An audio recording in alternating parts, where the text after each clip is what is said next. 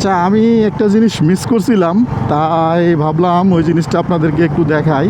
বাংলাদেশের মধ্যে এটাই মনে হয় মেবি প্রথম যে আপনার কোনো সিনেমা হল ভেঙে মাদ্রাসা হচ্ছে।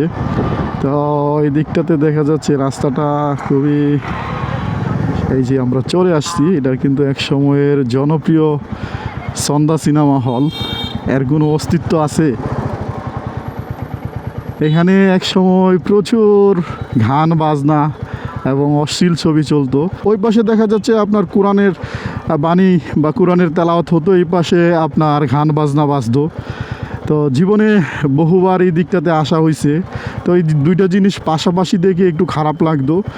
এখন যেহেতু মাদ্রাসা কর্তৃপক্ষ এই সিনেমা হলটা কিনে নিয়েছে, তো মোটামুটি পুরো ভেঙে ইট ভেঙে সরায় ফেলছে। এখন আপনার হয়তো মাদ্রাসার কাজ করবে, মাদ্রাসার পরিধিটাও অনেকটা বাড়ছে। এখানে উচ্চগতিতে সাউন্ড বাজতো, পিছনে আপনার কোরআন তালাওয়াত হতো। এই বিষয়গুলো বাচ্চাদের মনে এক অন্যরকম অনুভূতি কাজ করতো। তাই আজকে এই দিকটাতে আসলাম।